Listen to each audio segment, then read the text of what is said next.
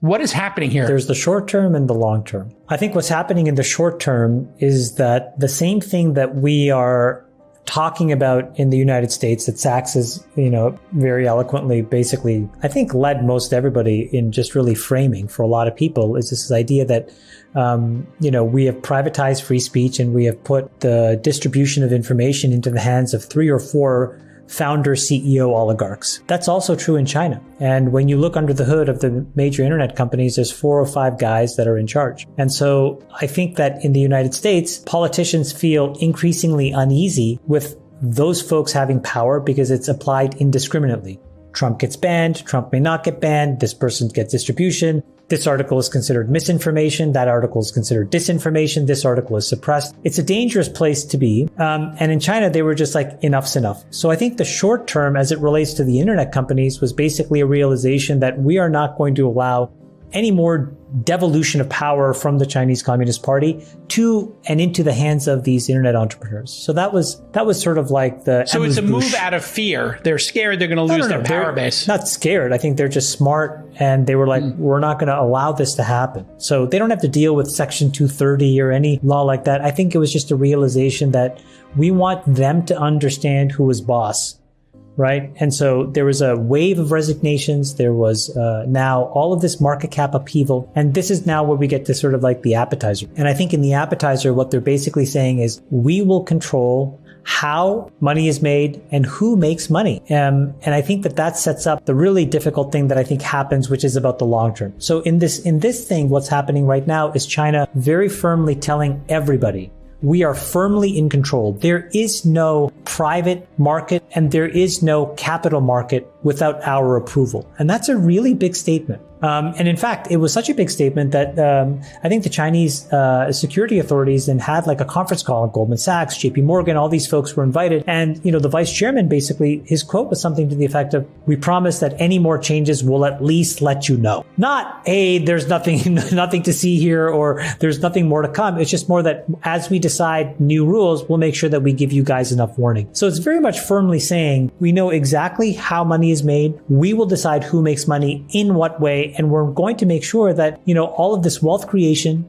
happens under terms that we define. And I think that the setup for the long term. The long term in China is complicated. It is an enormous demographic time bomb. We've talked about this before. By the end of 2100, China's population will shrink from 1.2 billion people down to about 700 million people, right? So they had very progressive, quote unquote, under their framework, laws of one-child policy to basically make it economically viable in the 60s and 70s. There was such a number of people. Those people were able to get great jobs in the, 80s and 90s and 2000s. And now they've realized, oh, wow, we made a huge miscalculation because now there is just not enough people. And so China's going to shrink. And I think that, honestly, I think Xi Jinping probably thinks the simplest way to solve this is to basically nationalize a lot of the economy over time. And so if I was a betting man, which I am general, but I'm not in China because I just don't understand the market. It's super complicated. Well, it's a rigged casino. It's a stupid place to bet. I'm not going to say that. I just think that I don't know the market. Well, I mean, if they change the rules of the game. Well, hold on. Let me just finish what I was saying. I think that what we're starting to see is the beginning of nationalizations. And I think it's going to start in technology universe because those are the critical assets that the Chinese need to own for the future. But there's no more game in terms of building companies and investing in China. Like, how is the West ever going to trust? How is Goldman Sachs or Sequoia, launching a venture firm there, or retail investors or hedge fund investors? How are they ever going to want to participate in that market?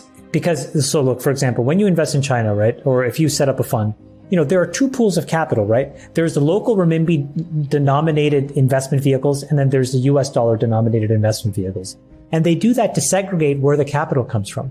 So it's not too difficult for the Chinese government to basically say, you know what, I'm going to actually make a constraint on dollar inflows so that, the renminbi denominated investment funds that are from Chinese investors into Chinese companies needs to be above a certain percentage, call it 2/3. Right? Or call it 80%. They can make all these decisions because these are all just rules that are completely under the control. So I think that people who don't think this is going to happen are probably not looking at the setup. The setup seems to be directing itself towards that outcome. And by the way, it makes sense for what Xi Jinping wants to do from his perspective. But that's not my question. My question is, why would Masayoshi Son or another entity ever invest in China again? Because you look through the risks and you got completely enamored by the population and the TAM. But what I'm saying now is, well, why would they do it again? Or are they not going to do it? No, but there are boundary conditions that would say that even before this, you would have had to reconsider. The population is shrinking. There's a different demand side pull that's happening, right? Older people need different kinds of services than younger people.